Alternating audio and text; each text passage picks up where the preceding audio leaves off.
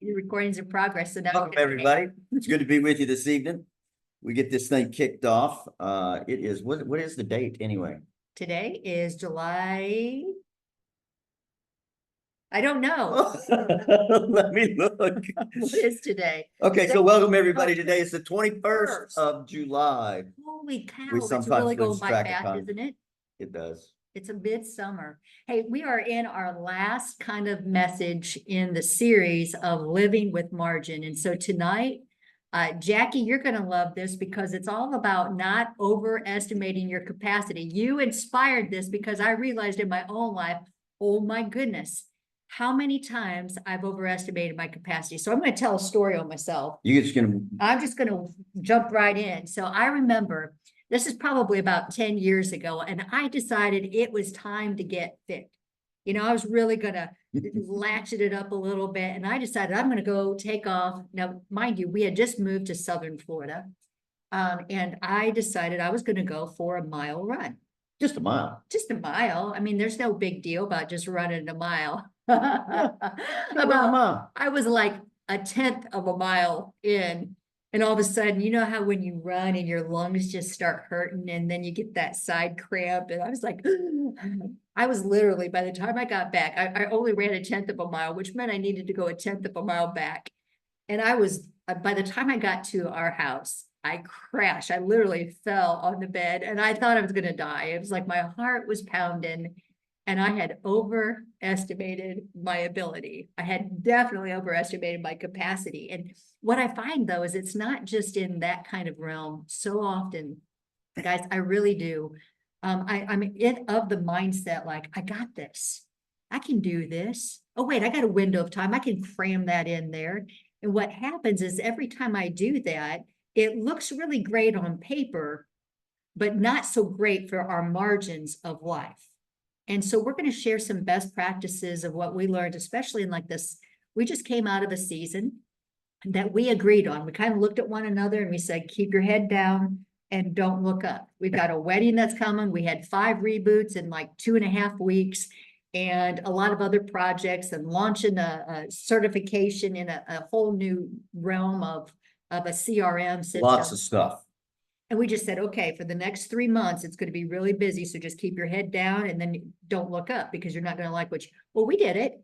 Yeah, we kept our head down. And we did not look up. We didn't have any time to look up. It's kind of one of those seasons where it's just next, like literally 7 days a week from really probably realistically, we say most of the time from 9 till 9, from 9 in the morning till 9 at night. But honestly, it's probably more like about 7:38 in the morning until about 9:30, 10 o'clock at night.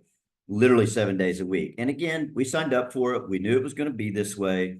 That's why we had the conversation. It was like, keep your head down. Don't look up. If you look up, you're going to freak the flip out. You know what I mean? So just don't look up. Keep your head down until we pop out the other side. So here's the thing. And then we thought we were okay. We thought we had gutted through it. We thought we had broke through to the other side. And then a curveball came. a curveball. And then another curve. And another curveball. And we didn't have the margin nor the capacity to deal with those curveballs because we had maxed out. We had spent every part. So tonight is all about living with margin and not doing what it was that we did. So let me ask you a question before we jump into some of the major points. Let's just think through this a little bit, because I think that there could be something helpful for those that are either watching the recording or watching live tonight to begin to think about what is it exactly that causes us to overcommit, overestimate our capacity, and not be mindful. So do you have something that comes? I do actually. Okay. And there's 3 things that I've recognized in myself. And that was, and I actually wrote them down. So I'm glad you said that. Okay. I think sometimes I'm very naive and I am over optimistic. I like that part of you most of the time. Well, and so here's the clue, guys. Any strength overutilized becomes a weakness. And so my optimism is really great. It's a powerful blessing and gift from God, but overutilized will cause havoc in our life if I'm not careful. And so I think that a big part of it is our temperament, our expectations, the things, the messages, the beliefs that we do, that when I think about the underpinning of all of it, I was very naive. When I went off running, I was naive. I had forgotten the cost, right? I overestimated my abilities and I underestimated the cost of it. I wasn't conditioned for it. And I do think a big part of our margin is we need to be consistent. And the more that we're consistent, the more that we can actually probably accomplish in a less period of time. But it all begins with our mindset, our expectations. And then the third thing to me was just those drivers. There are things that are innate in all of us. I tend to I am a person who loves deeply. I love to help people. I am committed to impact. And those things, again, are really great until they're overutilized. And the moment that they're overutilized, they actually become detrimental because it gets me to the point where I'm not good for anything. And then I have to take a couple steps back and learn my lesson and then put new priorities in place and put that white space in my life. So the reason that we are speaking on this, and we've done this a fair amount in the last year, but it's because, especially, I think it's with everybody. I definitely know this very specific for sure to anybody in the entrepreneurial realm. But I think it's, I have lots of family and lots of friends who are not entrepreneurs, but also that overestimate their capacity. And a lot of times what happens is they overcommit kind of through their kids. A lot of parents are making the mistake these days of living vicariously through their kids. We all want our kids to have more and better than what we had. And can I tell you a secret? That's a bad idea. It seems so noble. It seems so noble, but it actually is not a good thing unless you just absolutely came from nothing, or you know what I mean? But there's a ditch on either side of the road is what I'm trying to tell you, what I'm trying to remind you, because I know it's something y'all already know. But their self-esteem is built when they are not because they're a star on team, because that becomes very superficial most of the time. You know what I mean? It's fleeting. Not that we shouldn't encourage them to play sports and things of that nature, but we kind of set a rule in our home. Each of our kids needed to pick one sport. Now, they might be able to choose a different sport next season if they wanted to, but one at a time. And we weren't going to be doing sports all year long. We had 3 kids. And so just running around and being a slave to all that, we decided not to. So that's one thing I think that's very common to people that happens, is that they get busy because of not just living vicariously through their kids, but sometimes because we just overserve. And sometimes it actually is not only to our detriment, but it's to their detriment. But there's a couple of other things specific to me that I would say. One of them is pride. I'm just being honest with you. Like, we have been told over the years multiple times that you guys are high capacity people, you guys are high capacity people. You can handle a lot. You can do a lot. You're high level thinkers. Et cetera, et cetera. And I'm like, yeah, I'm high capacity. I got this, right? And so it really does manifest in pride. If I'm honest, it's like, and then there is, you said it, but I want to talk about it a little bit more, maybe a slightly different angle, and that is overestimating our capacity. So what happens for us many times is we're like, okay, we got something here, we got something here, and we got something here. Cool. We got a little bit of breathing time in between. And then inevitably, one of our coaches or one of our clients or one of our kids or one of our family members, you know what I mean? Something else comes up. And we're like, geez, we're going to fit. Well, we could plug it in there. There's an open slot, And then the next thing you know, it's like trying to dig a hole in the sand. You just dig and the sand just keeps on going back in the hole, right?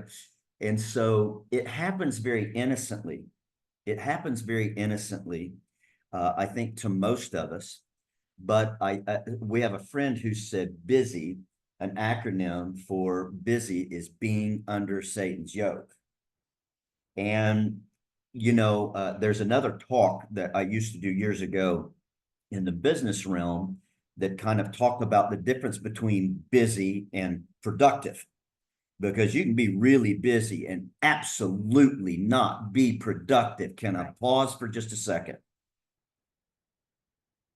I don't want you to answer it to me, but I wanna ask you, are your days busy? And if they are busy, what I want to ask you is, are they productive? It's good. Or are you just busy and not actually even productive? And sometimes for us, what I have learned, and I think you have too, is that we take pride in being busy, like it's some kind of badge of honor. You meet people on the street, you see your friends, how you doing, man? Oh man, I'm busy. What the flip is that? You know what I mean? And so for many years, I was very, very intentional about not responding that way. Like the last thing I want to be is busy. Because what that does is it also sends a message to people that I'm unavailable and that they shouldn't approach me about if they need something.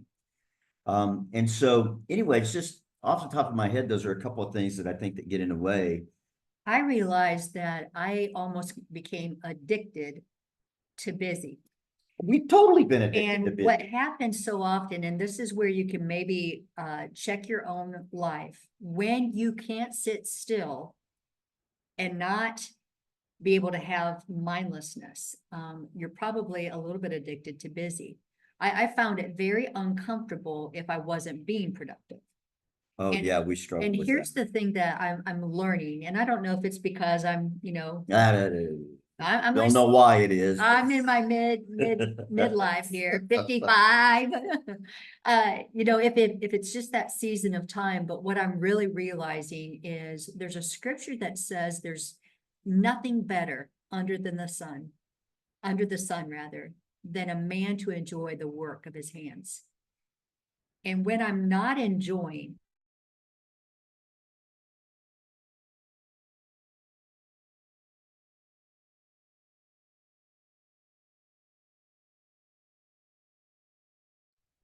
They may have lost that power. See if they come back.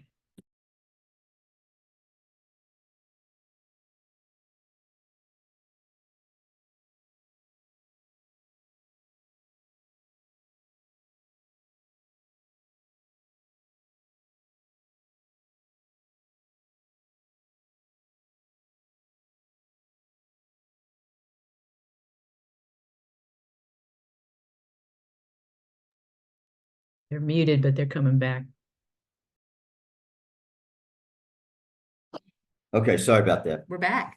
Sorry, I don't know what happened there. for the moment. There we go. Hopefully it's all good. Okay, so what was I saying? You were just, I don't know, because that kind of freaked me out. I know. He said there's nothing better than a man enjoying the work of his Oh, hands. under the sun. So that's Which what is in Ephesians, I think, right? Ecclesiastes. Ecclesiastes, it was one of them that starts in an E. So the whole point is that when we do this, we do take a step back and say, okay, we're not going to repeat that. And we reprioritize our lives. So I want to give you some best practices, especially because if this internet goes out, I want you to get the good stuff tonight. And that's this. The first thing is ask yourself some really good quality questions. Number one, what will this opportunity, this season, or this experience, whatever the thing that you're kind of weighing out, what will it require? Just simply envision. I've gotten to a place now where even if I'm going to go visit my kids, I envision going and visiting my kids. I envision where I'm sleeping. I envision what I'm eating. I know it sounds kind of weird, but what I'm trying to do is like, I'm traveling here and I've got to come back here and this event's here. What am I feeling? What am I experiencing? And it causes me to make better decisions. Why? So, because I'm realizing, oh, I'm filling in all these holes. Just because I've got the time doesn't mean it needs to be crammed full with everything. It's kind of like my house. There's everything needs a place, but not every place needs a thing, right? If every place needs a thing, then I've pretty much, Too busy. it's too busy. I think the other thing though, too, baby, is we romanticize certain things. If I'm really to get honest again, coming back to kind of from that pride thing, it's not pride in this case, but we also have a tendency to over romanticize how it's going to be. Right. Either by, yeah, we got this, you know what I mean? Like over romanticizing that even. But then in the, Like going and visiting my kids and sleeping on the floor and hanging out with them and seeing their place. That's probably good for maybe 3 to 5 days, but not 7 to 10, right? It's this place of really envisioning what's happening to my body as I'm laying on their floor pitching a tent. that's just it. Yeah, That's just it. It's really envisioning, okay, what's our capacity at this stage in our life? What are we going to actually be feeling in life? What's the reality of what it's going to be like after, so many days? We're saying this because we literally just went through this conversation recently. we did a vision exercise to experience it. Yep. And a lot of that was so that we could choose the proper window so that we weren't ragged out by the time we got there. But then also so that we didn't stay too long because we were over romanticizing how much fun we were going to have, hanging out with the kids. Because it's going to be fun for a little while, but You're a little bit more realistic about that than me. I tend to be like, oh, this is going to be awesome. All right. Hey, number 2, what do I need? Oh, such an important question. I think as Christians, sometimes we think, taking up our cross, following after Christ. And of course, there's a place of surrender. There's a place of humility. But there also, what I've realized is God did not create me to do it all. He doesn't expect me to do it all. As a matter of fact, he wants me to be able to care for myself so that I can. Jesus drew away. Why? Because in his human form, I think he got tired. He drew away from the crowds. And so I've learned to ask myself, what do I need? And then I don't lie about my capacity and I don't judge myself harshly just because maybe I need a nap or maybe I can't be with somebody for this little period of time. And I'm giving myself the permission to understand that I'm going to be a better human being if I actually meet some of those core needs. Anything you'd add? No, keep going. All right. Number 3, what could sabotage? What could sabotage? So again, you're going through life. What are the things that can actually sabotage you? For me, I try too hard. And it sabotages my relationship. It actually can sometimes, for a season of time, it repelled my kids from me because I was trying too hard. Yeah, we won't jump on that. No. But I do, and I try too hard. It's a good honest assessment though, It's like, what do you need to eat? And I'll ask 15 different, are you sure? Would you like this? Would you like this? Would you like this? It's like, Mom, back off. I'm not hungry. It's okay. So Yeah, because again, it's, I try too hard. it comes from a good place, but it's good self-awareness. And so one of the things that we often say, if you keep running into the same kind of reaction from people, and it's a reaction that you don't really appreciate and you don't really like, you might need to look inside and go do a little self-inventory, honestly. Is there, because we often say, wherever you go, there you are, But if you come to certification and I tried to feed you, just eat the food, like eat 15 different things in a, no. I wasn't speaking specifically about your, said No, fault, yeah.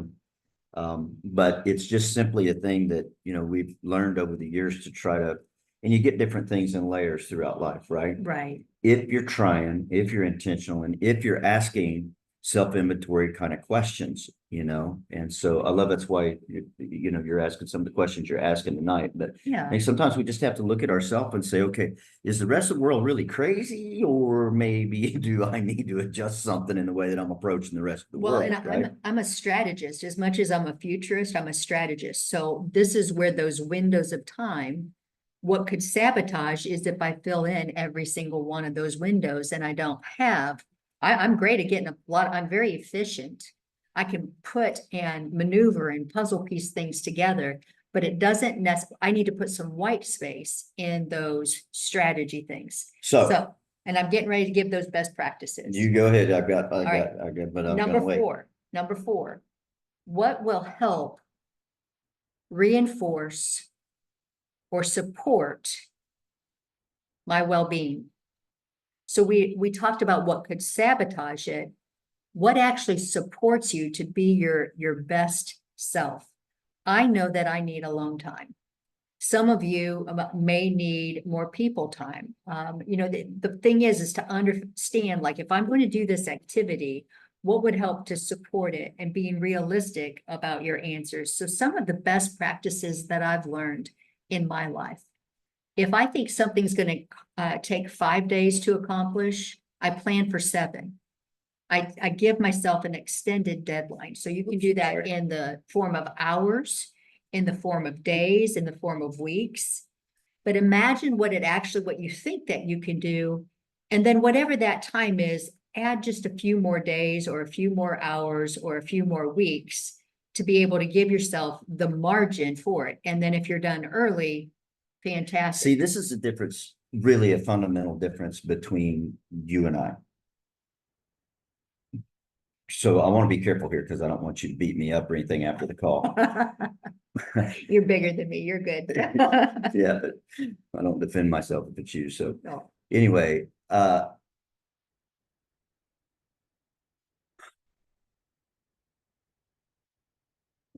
I live and die by under promise, over deliver.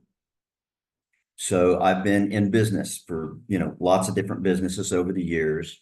And I just learned early on that my life is going to go a lot better if I can under promise and then over deliver, give people more than what they expected, get it done before, I said it would be done, et cetera, et cetera.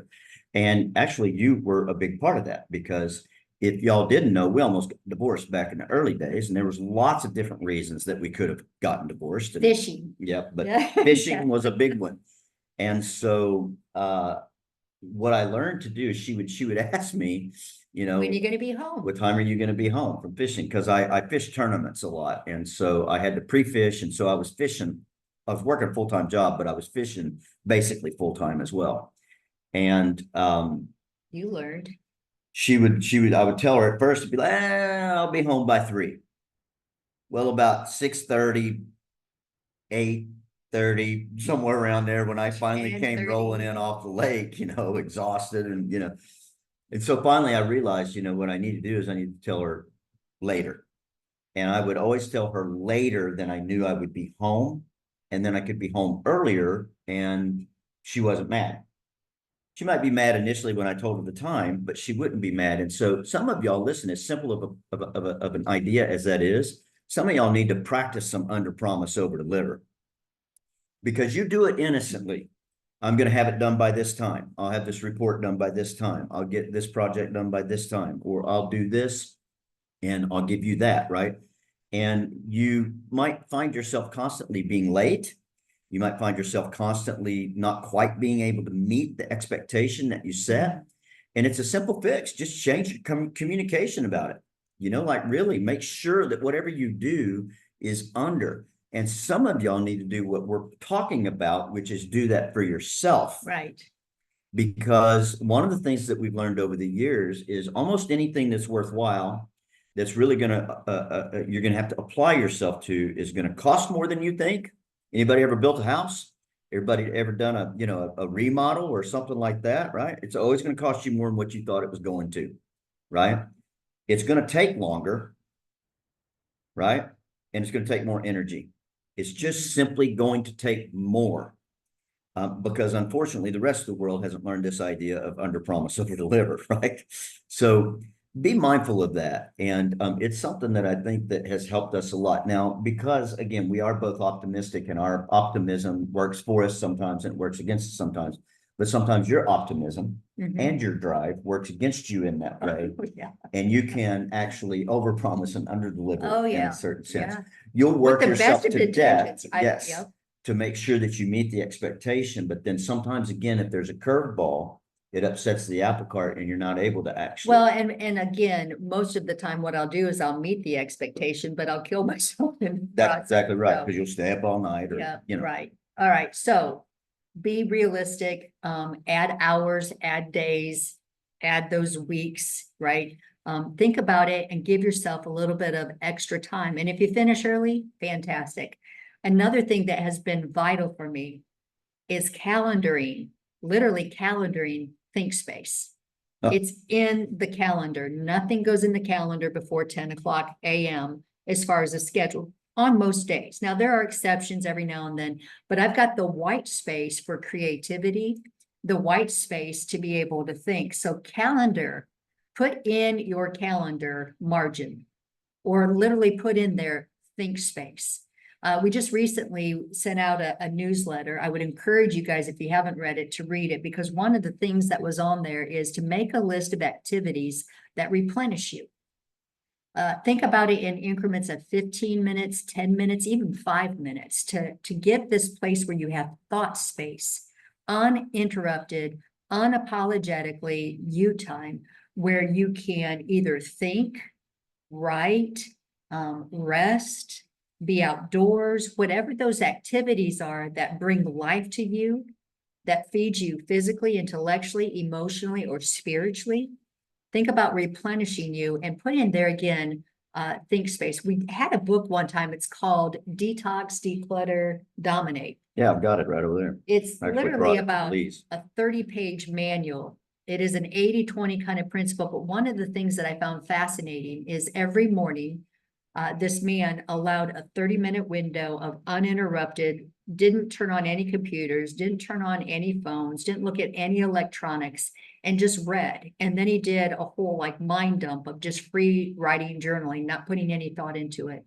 And I found that in the seasons of my life when I feel more productive and full of life, I've practiced that discipline.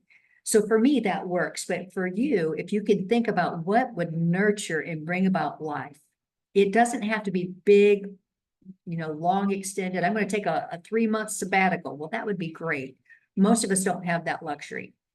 But if we can put into our day, or we can put into a week or a month of a practice that we know where we have an end, on a weekly basis, if you have a point where you can have a point of celebration, you have an end in place or an end in mind, it actually does really well for your psyche.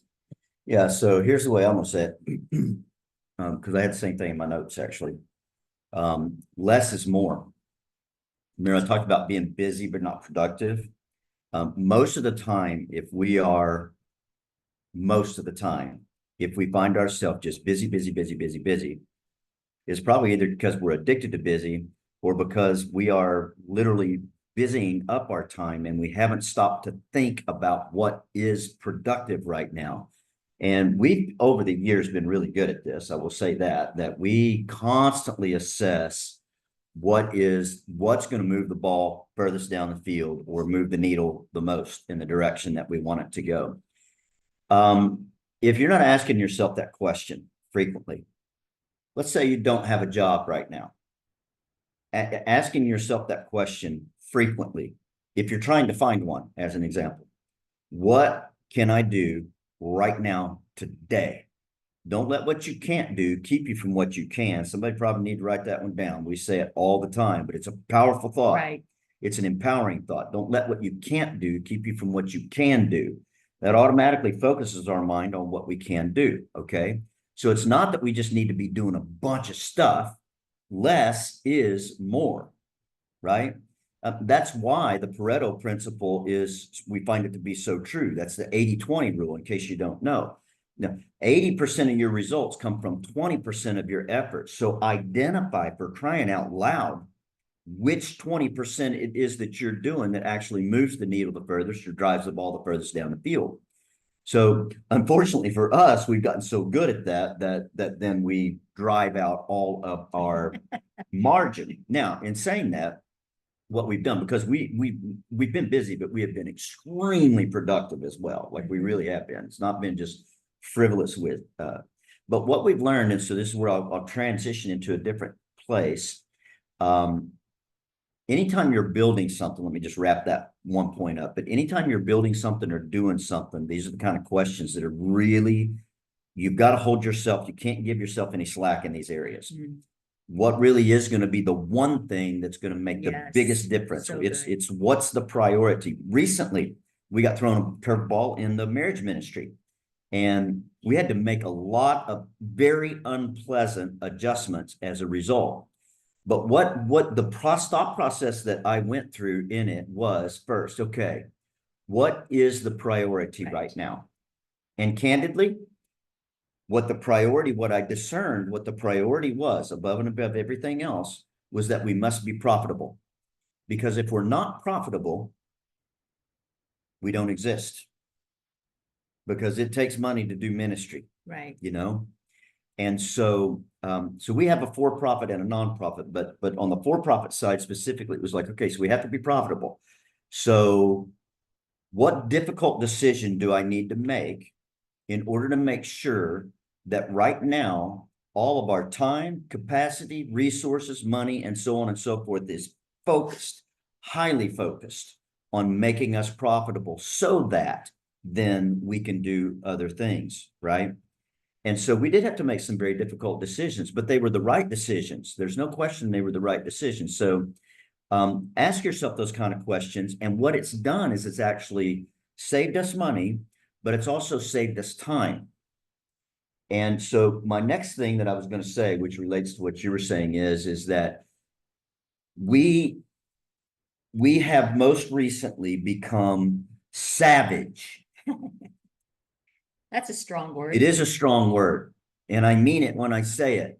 We have become savage about protecting our margin and the time that we need to replenish so that we can be what you all need us to be, so that we can lead effectively, so that we can be parent effectively, so that we can love one another, so that we can actually have a life and take care of our bodies and have fun and things of that nature. And we've been so busy in some seasons that we've driven all of those things out. We didn't intentionally do it, but it happened.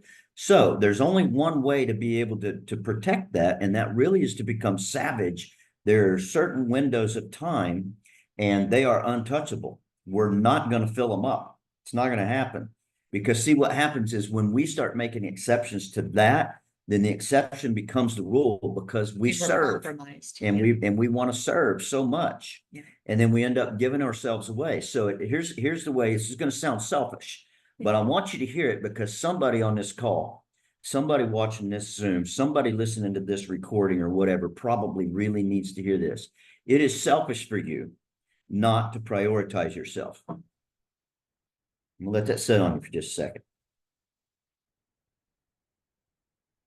It's selfish of me to not prioritize myself. Now, are there times when other people need to become the priority? Of course. But if it's always that everyone and everything else is the priority, then what's going to happen is you are sooner or later going to crash and burn.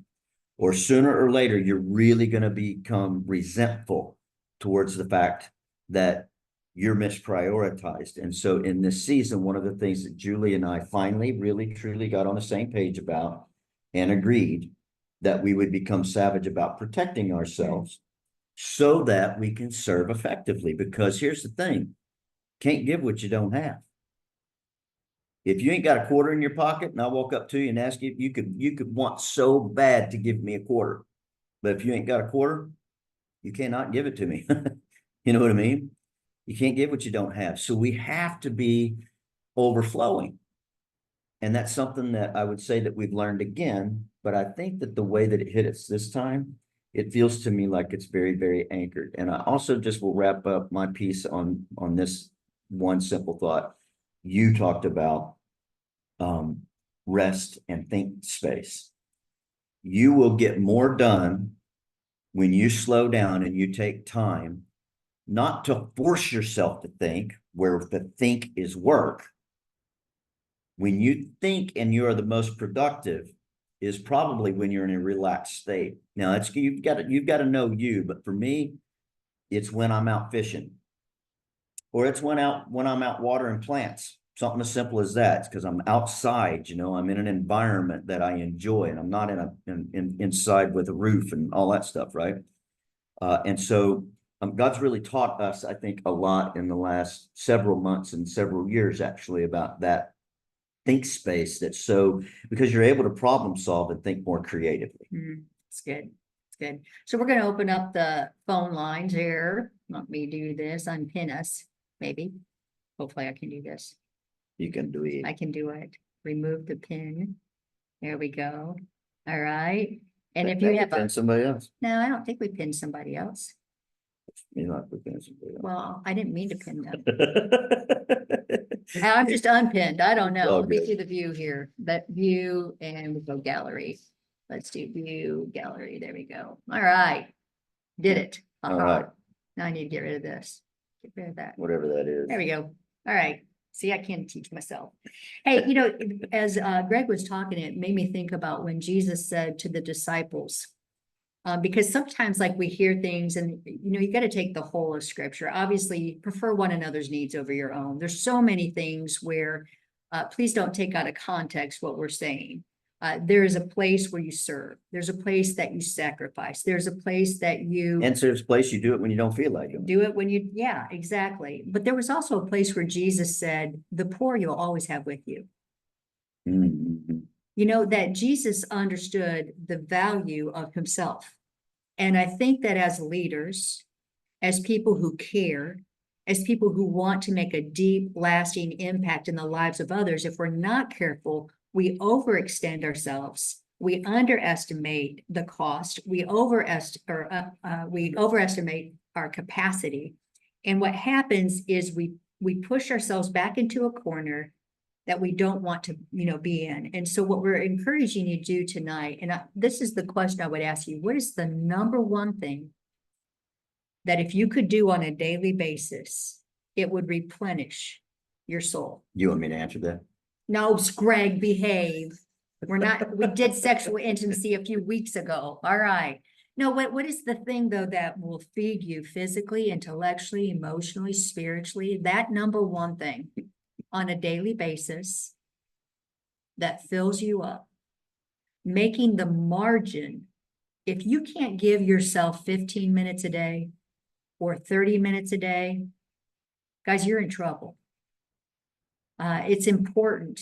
You know, people look at it, well, like, that's easy for you to say. No, it's not easy. We have over 250 coaches. We've got 3 grown children. We have 2 weddings this year. Are you following me? Like, we could be stressed out and maxed out, but because we continue to come back to these principles that God's taught us, where, and I know you've heard this before, please forgive me, but it's so powerful. When the disciples came to Jesus, and they were so busy and they were reporting to the Lord, like, we did this and the demons did, you know, and this happened and this happened. And they were just celebrating all the work and the expanse of the ministry. Jesus didn't revel with that. Instead, he looked and he saw that they didn't even have time to eat, scripture says. And when he saw that they didn't even have time to eat, he didn't do that whole thing of strike while the iron's hot, hold yourself up by your bootstraps, you can sleep when you're dead. He didn't do those things. He said, draw away with me and find rest for your soul. And so as we wrap up this last kind of message with living with margin, I want to strongly encourage you not just to hear it, agree with it, and understand it, but do something about it. How are you going to put some margin in your daily routine, your weekly routine, your monthly routine? Put it in the calendar and then honor it. Follow through with it. I encouraged you in the blog to write down those things that take 15 minutes, 10 minutes, 5 minutes. Make a list of the things that replenish you. And when you find yourself getting, you know, a little bit stressed out, maxed out, pull back, look at that list and go do that. Again, a 15-minute task, a 10-minute, a 5-minute, that just gives a reprieve for your heart, your mind, and your soul. All right, with that. I think that's big. I think it's a big point. And if you've got a question or whatever, then please raise your hand. We got David in here right now to see if anybody else wants to jump in. But while we're going to David here, I would just say the one thing that I have learned more than anything else, babe, is that when we in the past, when we've gotten so busy, when it's just next, and there's no thought time in between, it's just simply what's next on the list. That is what will get me in trouble every single time. And the reason specifically is because what does keep me grounded is when I am able to have my daily sincere time of being grounded in Christ. Right. That is the one thing that I have to have it. It is non-negotiable, because if not, what happens is that I'm just shooting y'all straight, but I'll start operating in the flesh.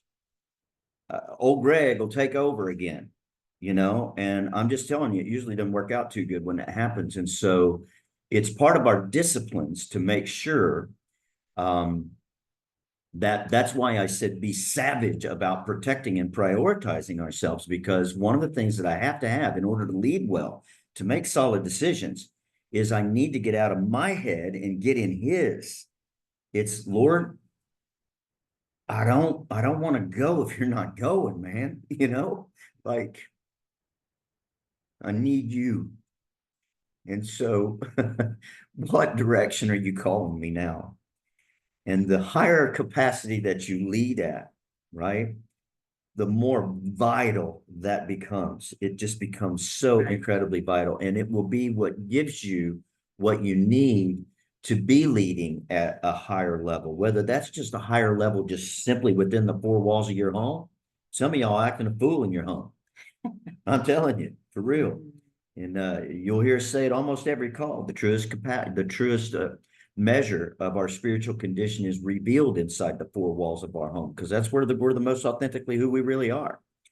And so if you're finding that, then boy, let's go back to the fundamentals. And the first fundamental on that list, over taking naps or going and watching the waves roll in at the ocean or whatever, is making sure that we're getting our orders from the designer of our life, who wants the best for us, right? And will help navigate that. David, I've delayed you long enough, man. What do you got? Well, I was just really, you said the exact same thing that I was going to say is what I've learned, and it's still, I'm going to say, a daily struggle, right? But it's really that authentic time with God and truly seeking Him for what it is that He has for your day, each and every day. And this is not a shameless plug for Gentle Whispers, but I've done the Gentle Whispers book that Julie wrote more than once, and I've done it with a whole group of men. And, we apply the principle that's within that, asking those three questions about whatever your daily devotion is. Who do you say I am? What spoke to me? And what do you have to say about my situation and my circumstances? Literally Right. each and every day. And write down what comes to mind. He will start speaking to you and he'll start guiding your steps. That's that real authentic time and moment. And if we're not spending that with God, we are just going to do it in our flesh. Right. And some can be deceived by that because we're godly people, we're God and all that, and we want to do what's right. And so we're making decisions. Let's do. You David, need to you're- kill your video, dude, because you're breaking up. Did we freeze up? Yep. If you get rid of your video, your audio can at least come through probably better. Okay. I think we might have lost him. I can see him, but now I can't hear him. But Can you hear me now? Can hear you now, yes. Yeah, it's just that authentic relationship with Christ every morning, and that's so much easier said than done. yeah, And you can't emphasize that enough. You got to give your day and your life every day to Christ and what He has for you. yeah. And another thing we've done is we really speak our proclamations about the different domains over our life each and every morning. And that sets our mind for the intention of the focus of our future. Love it, Oh, man. it's so good. It's good stuff. Yeah, I'm glad you reemphasized it. Again, the difference for me when I prioritize that time with God is my confidence and my faith and my hope. Because on any given day, all of that is getting assaulted. I mean, there'll be how many different things that assault our faith and or our hope. Whatever you're trying to build, there's something knocking some blocks off, or there's all the craziness of elections and just the pandemonia of the world right now in general, right? And if you're watching too much of that crap, you know what I mean? It'll just jack you all up. And it certainly will not put you in a perspective of, He is king and we win, and it kind of makes you feel like you're on a sinking ship. Hmm. Or were you want to say something? Huh, no. Oh, okay. And so anyways, it just literally, on my days when I feel hopeless, if I'm able to ground myself, right, in Christ and begin to remember his promises and the fact that he hasn't brought us wherever you are so that he can drop you on your head, then it's encouraging. And if you're not in that space, then, again, get some time with him and get some direction, because he'll like lead you and guide you. Doesn't mean the path's going to be easy. He didn't tell us that. In fact, he told us the opposite. But he did tell us that we have to trust him. Right. Anybody else? Any other thoughts, questions, best practices? What stood out to you that you want to try to implement in this next week? Or any questions, something you're battling, struggling, it could be on topic or off for that matter. I would say for us, we're actually looking at the non-negotiable instead of trying to help this and help that person and help this situation. Just establish a non-negotiable and don't allow it to be moved. So good. Yeah, non-negotiables are incredibly powerful if when you set them, you have good, honest dialogue about it. Because non-negotiable means it's non-negotiable. You know what I mean? You can't negotiate with a non-negotiable, but when you really get that clarity, enough clarity to establish that, man, they put some nice bookends in your life in areas that you probably needed. So that's outstanding. Yeah, I like that. One of the non-negotiables that we had when our kids were small was that we were going to have dinner around the kitchen table, a minimum of 3 times a week. Now, we were shooting for at least 5, but around the table, a minimum of 3 times. And that really did dictate what our kids were able to do or not do, what we did, what we didn't do.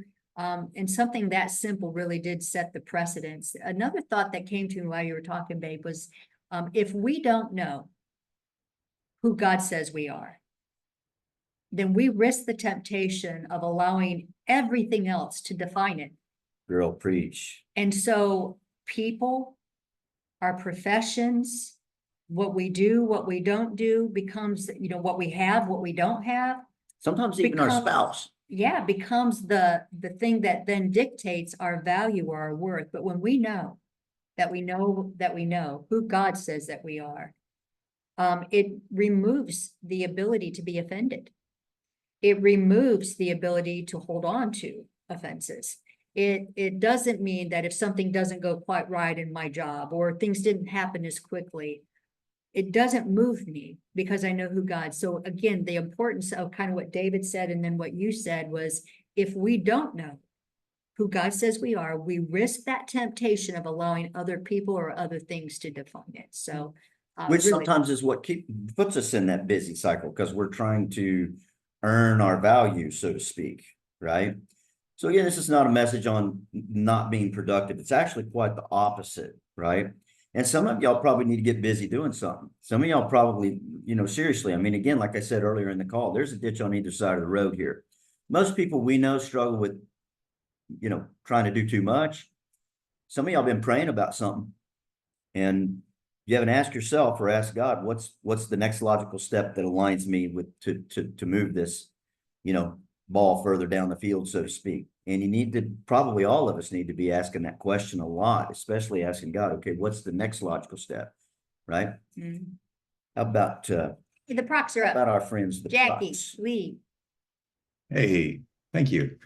I started out just thinking about the non-negotiable of that morning time with God that both of a couple of you guys have mentioned already. So critical, and we've walked with the Lord a long time, but it's so easy to let it slip when you go, man, I am really tired. As soon as I get caught up on my sleep, I will get back to it. But I've discovered I am way better off getting that, even if I have to do my quiet time on my feet instead of on my butt, get it in, stay awake, take a nap when you can. But because you do need to sleep, that's real too. So prioritize that. I love that as a non-negotiable. And then talk about doing the next thing, because it's so easy to get derailed from those things, those curveballs. And we've had a couple lately, including a major repair in one of the bathrooms. Oh man, right. Did not see it coming, but anytime you say major repair in a bathroom, it's not hundreds, it's thousands, right? So is a curveball financially, obviously your bandwidth, yeah, your time, it's just so many things. And we were about to put it on Airbnb for the days that we didn't think we'd have a marriage reboot, just not schedule it out really far. And thank God we hadn't listed it and had to, cancel something. Yeah. But you just, all those little things, it's like, okay, we just kick that down the road a little bit. Is this a reevaluate moment? Is this just our opportunity to get it fixed before we start? So all those types of things. What is next?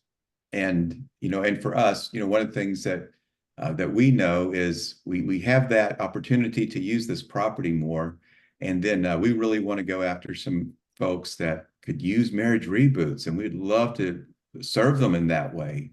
There are marriages all around us that need it. Some of them, they can't afford it, but if we keep asking, eventually they're going to do it.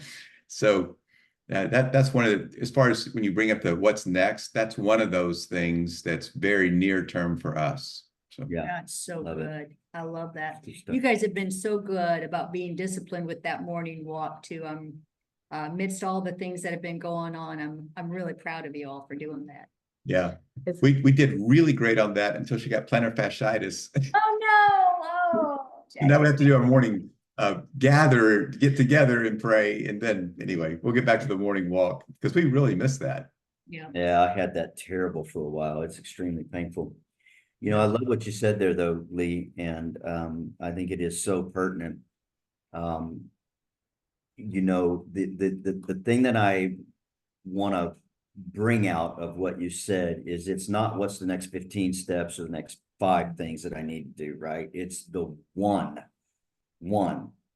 And those of you who's worked with us or been around very much, the problem with trying to figure too much out and too many steps is sooner or later you run out of rope, right? You don't know what the next step is. And for most people, what'll happen is that'll cause them to stop because it's like they cannot fathom how they get past that one particular piece. Well, I don't know. We can take it all the way to here, but once we get here, there's no place to go. That is not true.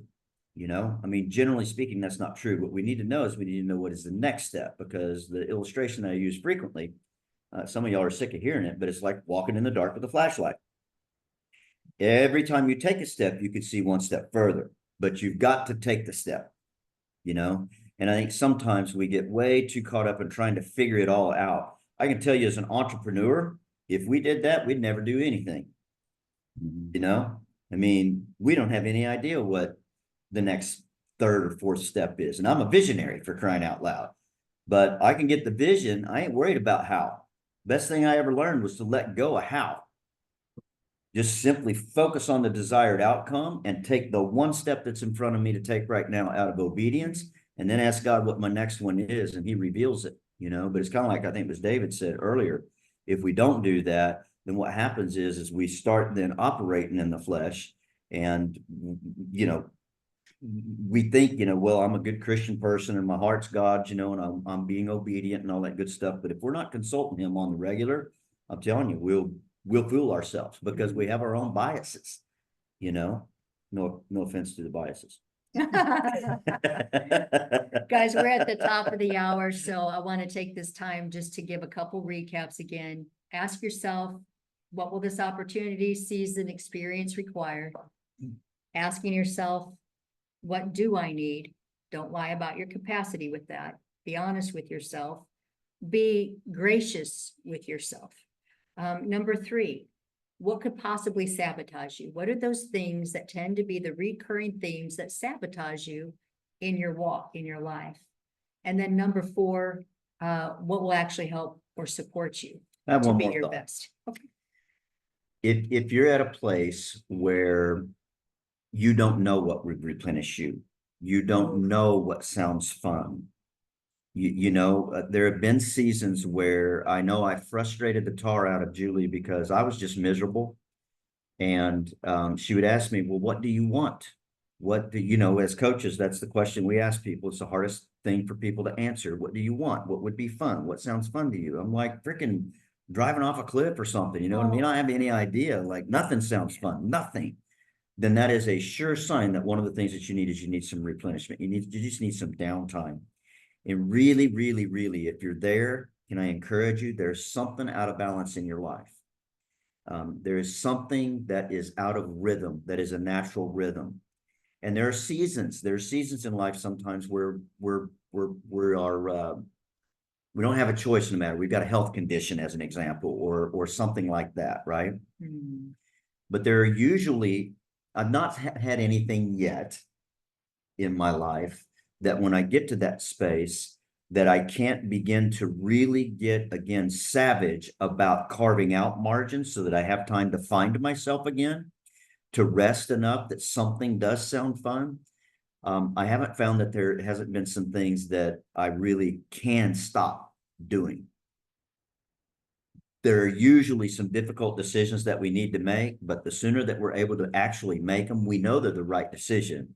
We just actually need to have the guts and the faith to be able to make those calls sometimes. And we did some of them recently, and I haven't regretted any of them. I'm grateful. I hate that we had to make some of the decisions that we had to make, but they were the right decisions. And in time, we'll course correct, and things will bounce. So guys, thanks for joining us tonight. We love you all. I want to go ahead and close this in prayer. And if there's anything that you guys need, don't ever hesitate to reach out and let us know how we can be praying for you. Okay. please. So Father, thank you for this group. Thank you for every family, every marriage that's represented here. I'm asking, Lord, that you would give us the ability to live with more margin, where we don't crowd out all of our space, that we don't leave room for you. Help us, Lord, to not overestimate our capacity or underestimate the costs that are involved with the decisions that we make. Help us to do it in wisdom. And so, Lord, we know that you're always present. So we're asking, God, that you would give us ears to hear what it is that you're speaking, hearts that are receptive to your perfect will. Help us to align with that. And then, Lord, we're asking that your peace would set our pace, and that in everything we do and everything we say, we would bring glory to you and edification to your body. We ask it in Jesus' name. Amen. Amen. Amen. Hey, All we right. love y'all. Love Thank y'all. you so much for spending some time with us this evening, and we'll see you next month. God bless you all. Bless y'all.